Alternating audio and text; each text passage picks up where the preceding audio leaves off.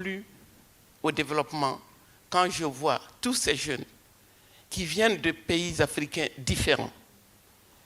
Le Mali ne ressemble pas à la RDC. La bande sahélienne n'a rien à voir avec les pays du Grand Lac, ni les pays côtiers.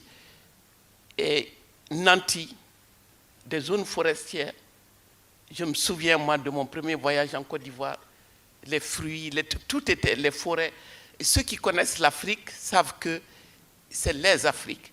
Mais comment se fait-il que des ressortissants de ces différents pays se retrouvent tous comme un seul homme dans le désert, au Maroc, en Libye, en Méditerranée et ici, où on les regarde en chien de faïence? Comment? Est-ce que les 54 pays africains ont tous échoué? Est-ce que c'est tous des pays faillis? Est-ce qu'on est des maudits?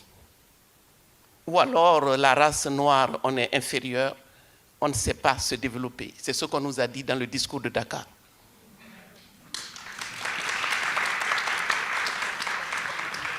L'homme africain ne serait pas assez entré dans l'histoire. Alors, donc pour y arriver, il faut le développer. Qu'il le veuille ou non, il faut le développer. Mais en guise de résultat, le résultat, moi j'ai dit, je ne vais pas chercher midi à 14h. Je regarde l'Europe face à elle-même. Ce que j'entends aujourd'hui, de la part de nos frères et de nos sœurs désespérés qui sont dehors, quand un Français me dit, je dois vivre avec 400 €, je ne sais plus, c'est là où il faut, qu'est-ce qui est prioritaire? Mais c'est la même chose chez nous. Chaque famille doit arbitrer entre la nourriture d'abord, qu'est-ce qu'on va manger demain? Les médicaments, comment se soigner, confrontés à toutes sortes de maladies, l'eau potable, les frais de scolarité, on a tout privatisé.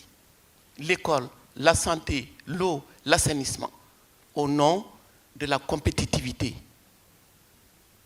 Parce que sans avoir les mêmes moyens, ni les mêmes marges de manœuvre, nous sommes censés marcher dans la mondialisation, être compétitifs au même titre que ceux qui nous ont dominés et qui continuent de piller le continent.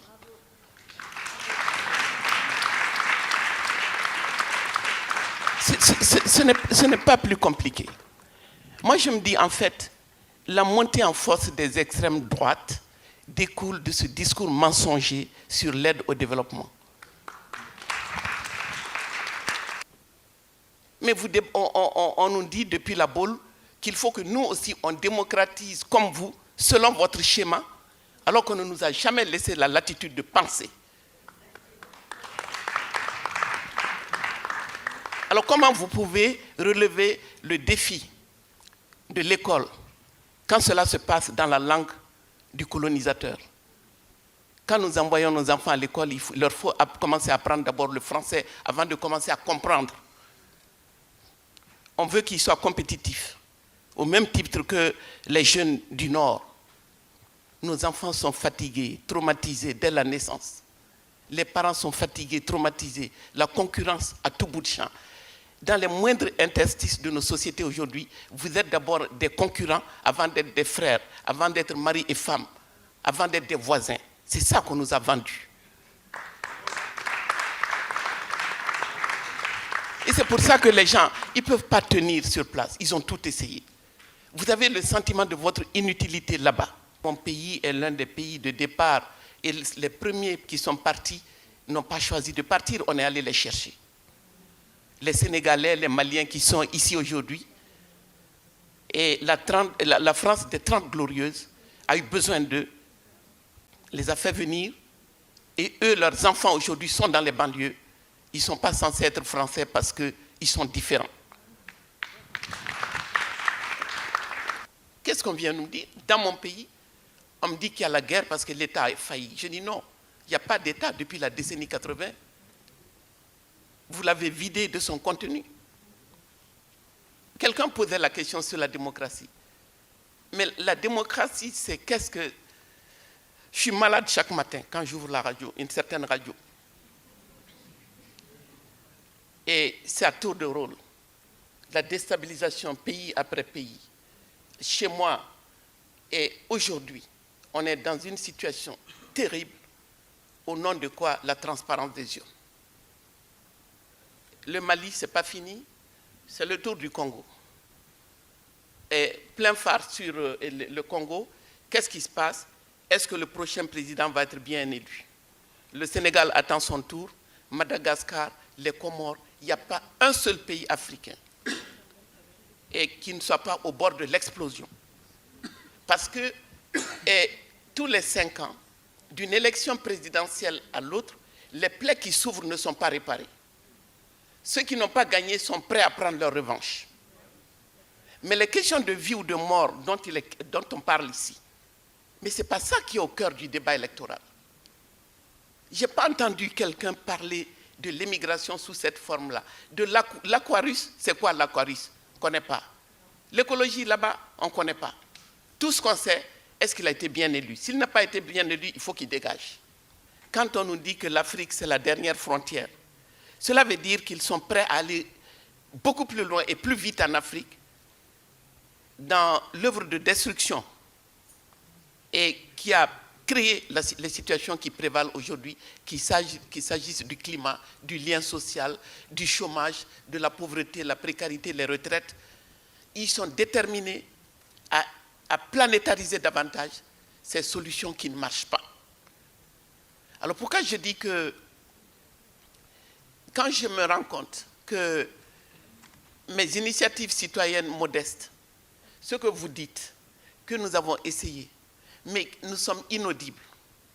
On est inaudibles parce que tout ce qui ne permet pas aux entreprises transnationales de réaliser des retours juteux sur investissement. Et écoutez-moi bien, la guerre fait partie de ces investissements. La guerre, c'est du business. La guerre nécessite... Il y a des retours sur investissement dans la guerre. C'est pour ça que quand on vous parle de paix, je suis désolé, j'ai regardé de nos chaumières, on regarde ce qui se passe ici, et quand j'ai vu la commémoration qui aurait dû, et vraiment, ça a été une telle boucherie qu'on se dit que la conclusion devait être le devoir, vraiment, sans ruser, sans tricher, et de faire taire les armes. Mais quand on voit qu'à l'issue d'un tel processus et d'un forum de Paris sur la paix, on vient vous parler d'une armée européenne, contre qui? Quand c'est l'Europe qui envahit, quand c'est l'Europe qui a détruit la Libye, quand c'est l'Europe qui s'est invitée au Mali, personne ne lui a demandé de venir au Mali, je vous le garantis. On continue, on vous laisse entendre que Serval, c'était à la demande du président malien. Je vous dis non. Il y a un excellent documentaire. C'est David Poujada qui l'anime, où on voit comment est la décision.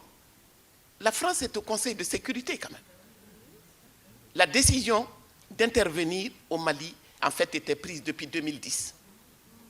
Il fallait, face aux BRICS, la Chine, la Russie et il fallait absolument reprendre pied dans le précaré français.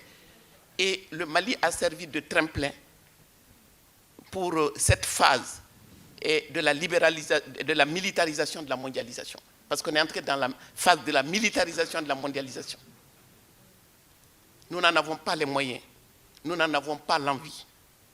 Je déplore qu'un pays comme le mien soit obligé de consacrer 22% de son budget à l'armée. Je dis, l'armement le meilleur dont nous avons besoin aujourd'hui, nous devons outiller les citoyens. S'il y a une bataille à mener, c'est la bataille des idées. C'est nous, les soldats de cette bataille. Et nous avons besoin d'idées nouvelles, d'idées partagées. Et tout cela, c'est à construire à la lumière de nos réalités telles qu'elles sont en train de se dérouler aujourd'hui, ici et là-bas. Vous n'en avez pas. Vous n'avez pas de solution. Vous pouvez donner matériellement, financièrement, contribuer. Mais les solutions les meilleures viendront des peuples eux-mêmes, des peuples avisés, organisés, mobilisés. Nous n'avons plus le droit de nous tromper. Nous n'avons plus le droit de nous tromper. Parce qu'ici, on vous trompe en disant on les aide. Bon, si vous et vos impôts servent à nous aider et que malgré tout, on est si nombreux dans les bateaux, c'est qu'il y a un problème avec nous. Mais moi, je veux que vous sachiez qu'il y a surtout un problème avec l'aide. Un problème avec le modèle économique dominant. Le capitalisme, depuis sa naissance, a eu besoin de l'Afrique. De la traite négrière à ce jour, ce système a eu besoin de l'Afrique. Ce système ne peut pas se passer de l'Afrique.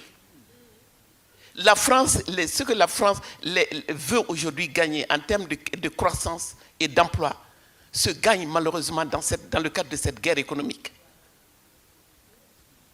Donc, on prépare le terrain. Si nous ne faisons pas les mêmes réformes structurelles que vous, ils ne peuvent pas entrer chez nous.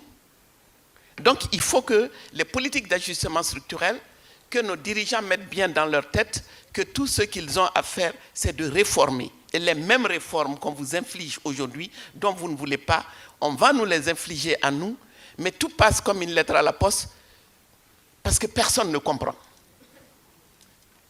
La télévision, nos télévisions, c'est comme la mondialisation heureuse, c'est les télévisions du bonheur. On chante, on danse à longueur de journée. Et